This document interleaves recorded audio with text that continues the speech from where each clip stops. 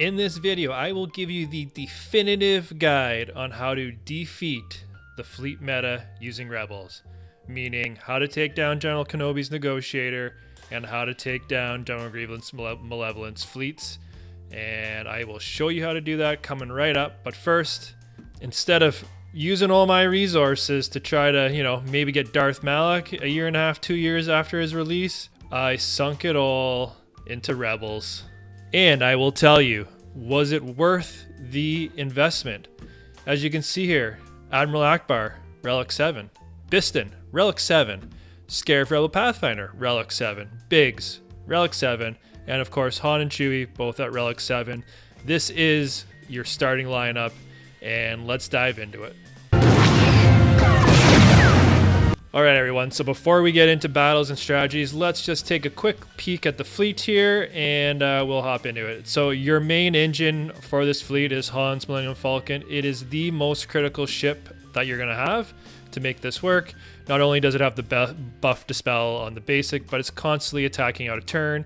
And if you have an ally that stacks up the 3 debuffs, it will cleanse, and as you'll see coming up, that could be very critical on ships when you're getting stacked up with the dazes, the buzz droids. If you can get any sort of self-cleanses from the Falcon, it's going to go a long way into helping you survive these battles. So just quick look at the stats. So this is a maxed out Falcon. Mind you, I'm not at Relic 8 yet. I know they've just been announced, but here we go.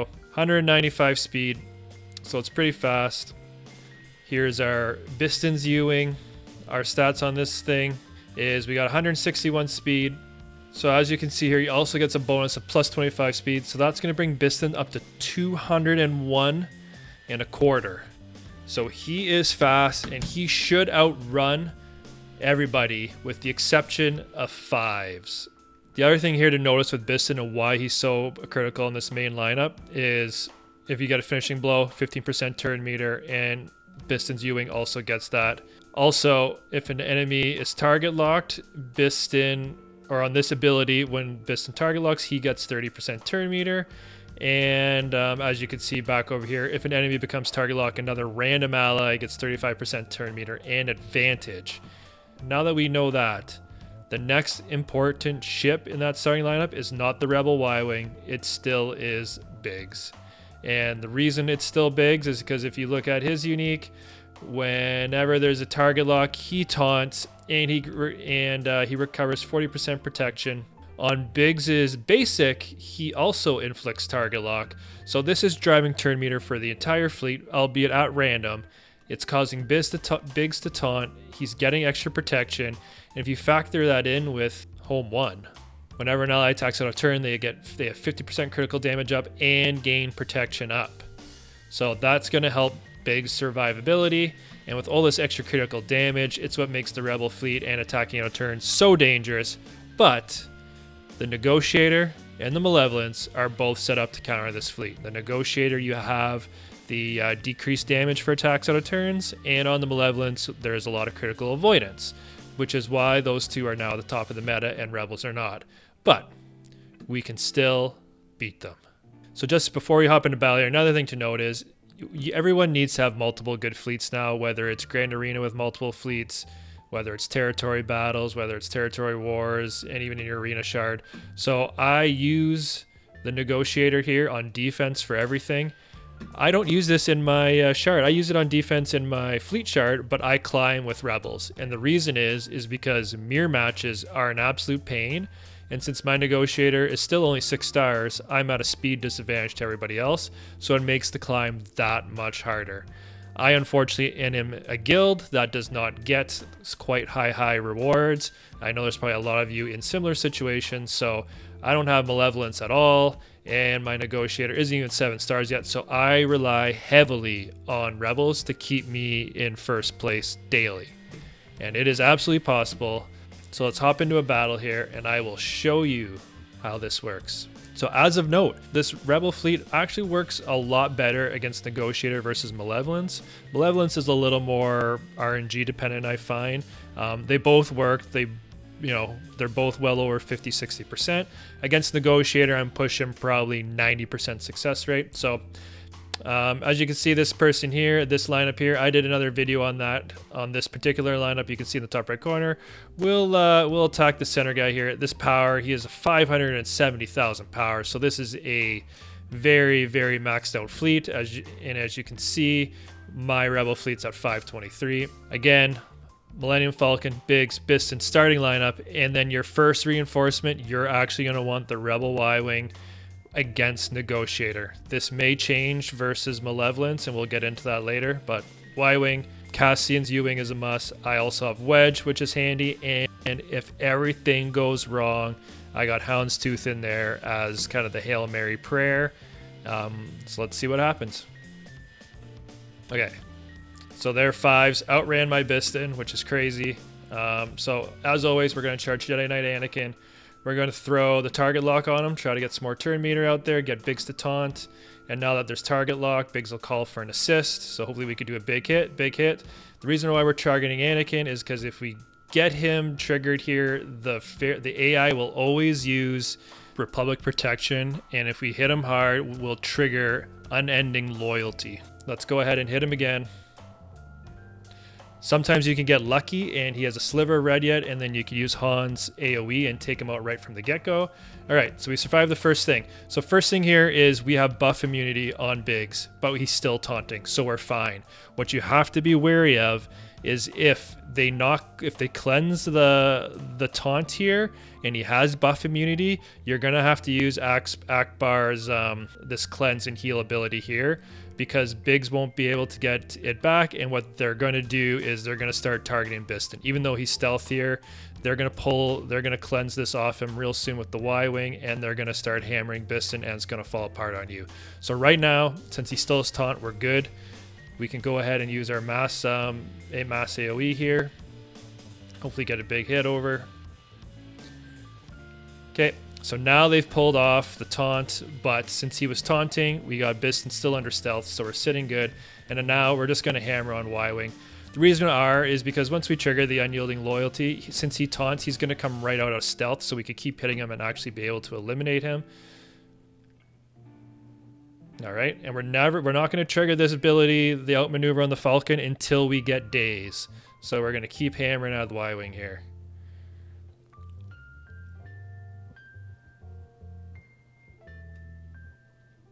All right, so first reinforcement, bringing in our rebel Y-wing. This is going to help kind of with the protection recovery for everybody. And as you can see, unyielding loyalty is gone, so let's give a big hit here with shield disruption, and bam, Y-wing's out. And now let's clear we're actually going to do this now so we can get rid of the breach, so that we can get rid of the taunt on Hound's Tooth here, so then we could go after Anakin. All right, cleared, and now bam, Anakin's gone. Easy as that. And now let's start working away here on 5s. I'm probably gonna... Okay, there we go. It's unyielding. Loyalty's gone, and now we can open right up on him. So you can see Bistan's buffs cleared here because he had 3 debuffs. We got days here, so what I like to do is I'm going to clear the days. Normally I would clear it on someone other than the Falcon, but since I just used outmaneuver, I want the Falcon to be able to assist, so we're going to clear his days. And now put Bistan back in stealth, turn mirror, there we go. Bam, big hit, he's gone. And now time to finish off Hound's Tooth. And this should do it. Nope. These the out of turn attacking penalties really sometimes make these go there. So there we go. We just took out this very high-end, powerful Negotiator, and had this been Grand Arena, we would have got full banners. We didn't lose a ship, and we had full health and protection on every ship at the end. So again, this is a very effective tool in your toolbox to use to kind of take out these meta fleets. So just a note here. So my fleet is the starting lineup is Relic 7, and my Y-wing is maxed out. Is it necessary to have that higher Relic? To be honest, it really isn't. I was doing the same thing. You can check the older videos down at like the Relic 3 level, Relic 1. The biggest advantage you get for this is the speed factor. So my home one can outrun the opposing capital ships except for Negotiator. When they're both fully maxed out, Negotiator has +1 speed. So that's the reason why I took Ackbar up. If I'm going up against someone who's missing a mod, they don't have 7-star Negotiator, my Ackbar will outrun them. So it just makes it a little bit better. And the only really critical one here, well, the starting lineup is pretty critical. The Han and Chewy, you want Relic 7 anyway just for your squad arena or your squad lineups, so they make sense. And the Falcon's the one that's always assisting and doing the most damage anyway, so you definitely want the Falcon to be Relic 7. Bistan, you can get away with, low Relic. He still hits super hard, and he's always going to be pretty much in stealth, so his survivability isn't really an issue. It's just the more you Relic him up, the faster he gets. So I find once you can outspeed Ahsoka in some of those Anakin and Ahsoka starting lineups, he won't take the brunt of those first couple hits, which could be dicey sometimes. So if he's outspeeding Ahsoka, you're pretty good. You're not going to outspeed a fully max 5 by a hair, so it doesn't matter in that regard. And then Biggs, the more you Relic him up, the more tanky he gets. So that's where that lies there. All right, so let's talk about Malevolence and how to do it. So some people like to target the Buzz Droid or the Vulture Droid ahead of time. And the reason why they do that is because it's going to prevent it from dropping 3 Buzz Droids right off the get-go. But I find I kind of get the same result no matter what. You're going to have the same starting lineup, but Biggs is always going to get hammered here. He's going to be getting hit with multiple Buzz Droids, buff immunity, and then they're going to have a mass kind of attack on him. So Biggs is always going to get hit. There's nothing you could really do that. Even if he does survive that opening salvo, he's always going to have a sliver of life left. So just don't worry about it. So what I do is, if you do your target lock thing to start getting the turn meter going and the taunt going, it's going to trigger Sunfact's taunt right away. So you might as well target Sunfact first and try to blow him right off the map first. I've a lot of times successfully have taken him out, and then I've already been able to chip onto Hyena Bomber or the other Vulture Droid before they do their mass attacks out of turn. It all depends how RNG lands, but once you survive that first get-go, your first reinforcement should really be another tank to kind of replace what you lost in Biggs. And since they've already fired off their round of Vulture Droids, you're going to be safe. Biggs is kind of that sacrificial lamb for that first go.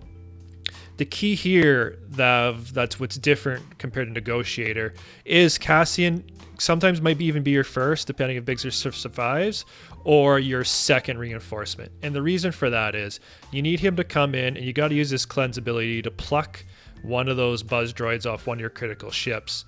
And not to mention, he also cleanses the opponent. The problem you run into, or the timing you got to do with this, is if the other opponent, sometimes they like to run Han's Millennium Falcon in a Malevolence lineup. And they do that is because once you put outmaneuver on, the Malevolence is always generating Buzz Droid or Vulture Droids around him. You're forced to attack the Vulture Droids because you can't target Falcon, and you're going to trigger that special ultimate ability from Malevolence a lot faster. So it could be a pain in the butt. How you get around that is, if you know they have Han's Millennium Falcon, you save Cassian until that Falcon's played. Once it's played, you go in, call him in as reinforcement. He'll cleanse outmaneuver off him, and then you call Han's Millennium Falcon as an assist, and you can normally one-shot it every time. If not, normally a ship has one more chance to hit him. You get him out, and then once you're out, then it's smooth sailing. So again, if you're climbing with a Rebel fleet, you're going to want to target the Negotiator lineups over Malevolence if it's a maxed out Malevolence using the Sunfact, Hyena, Vulture starting lineup. If you see the Malevolence with a different starting lineup, if they got Hound's Tooth in there, if they have IG-2000 in there, if they have all Geonosians in there, if they have some sort of different starting lineup, absolutely take on Malevolence. You can blow past that lineup if they're not using that ideal lineup. It's just I tend to see the Sunfact, Hyena, Vulture more frequently, and that's the one that gives Rebels the biggest issues. So that's what I have in this video. Please let me know if this was helpful, and if you have any other suggestions. I've tried other Rebels in the starting lineup, and at the end of the day, the traditional Biggs, Bistan, Falcon is the best way to go. Ywing's too squishy. Wedge is too squishy. I've tried my Phoenix and Ghosts aren't leveled high enough to really give them an attempt there. So unless we one day get Red 5, that's going to be the lineup you're going to use. And again, Relic 7 completely not needed, although it is fun to pull off some big hits from here and there, and some of these people can double in a Mon Mothma lineup. So that's what I have today. If you like this video, please subscribe for more content.